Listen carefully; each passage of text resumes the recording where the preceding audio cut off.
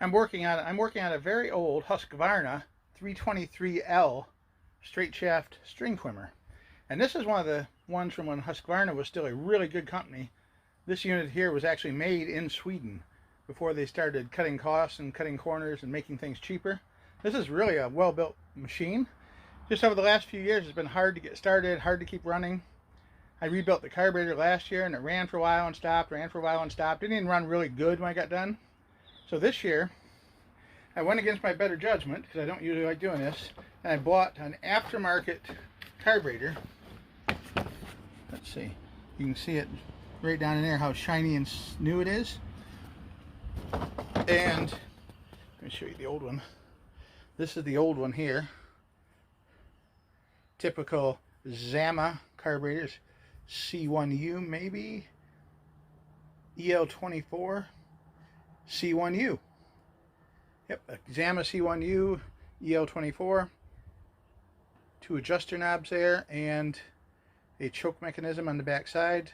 It's very specific for certain models of trimmers and blowers. I got it on there along with the new plug. This came in a whole kit. It was amazing how much stuff you got in the kit for this low price.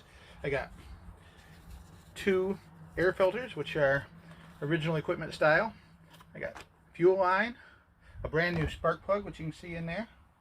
Some brand I never heard of before, but you know. Let's see.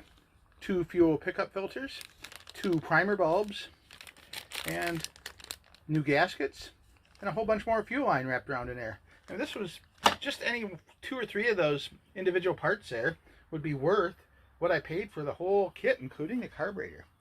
I've tried them before and I haven't had good luck, but this one here is proving to be much more successful.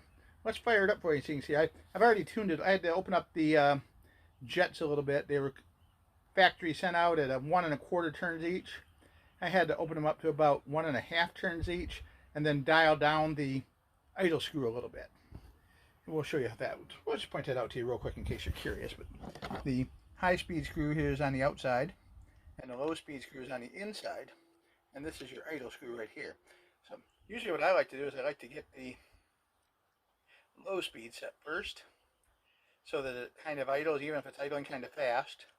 Then I'll back this down till the string head stops turning, and then I'll go back to the idle screw to make sure it's nice and smooth, and then I'll give it some gas real fast and see if it accelerates quickly and smoothly. If it doesn't, then you open that low 1 1/4 turn to balance it out and get it going up faster so it gets a better fuel supply. And then once you're revving full throttle, you take this one and adjust it to where it really lean and start screaming. And that's too lean. You don't want to leave it there. You lean it out till it starts screaming, and then you back it up until you start hearing a little pop every second or two. So it'll be screaming, it'll back down a little bit, that'll be a pop, pop, pop. And then you know you're right where you want to be. You're getting enough fuel through the system to keep everything cool, but you're getting your maximum power and RPM band that's safe to use. So we're going to go ahead and put the air filter back in and the cover plate back on it and fire it up. And then there's 3 Allen head screws right here, and then here, and here that you have to remove. And this whole cover plate that's going to be here comes off. If you take the air cleaner cover off first, like that, it makes it a little bit easier to lift the orange plastic shell off because it gives you more clearance around here. And you can also inspect the condition of the air filter while you're in here. And you can see this one's brand new. The carb kit and replacement carburetor set also included this tiny little flat blade screwdriver to help you adjust your carburetor, which is pretty cool in and of itself. They thought of everything in this kit and gave you all kinds of bonus stuff too. Well, let's fire it up and see how it goes, shall we? See if I can get the camera facing in somewhere where we can see me doing something. I don't know if you can see me now or not, but we're going to give it a try. We're going to turn it on. We're going to choke it just for a second. It shouldn't need a choke because it's already been running. But here we go.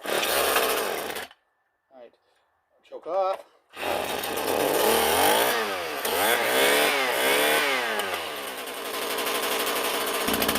There's our idle. Here we go. Smooth acceleration.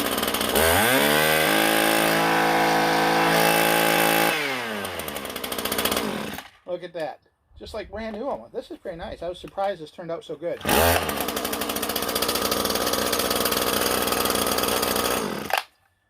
And remember, shop rule.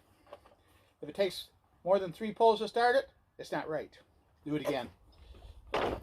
Never send something out to a customer where it takes more than 3 pulls to start. All right, well, thanks for watching. Have a great day. And, oh, wait, don't forget to check back in over the next few days. I've got this antique Aaron's curve shaft trimmer I'm going to be working on. That was actually made by Echo for Aaron's. And then I've got this Craftsman that's about 2 years old. It's also given these two are for a customer. Tuning back in over the next few days, and you'll see some more weed whacker and spring lawnmower maintenance. Excited to be back in the game.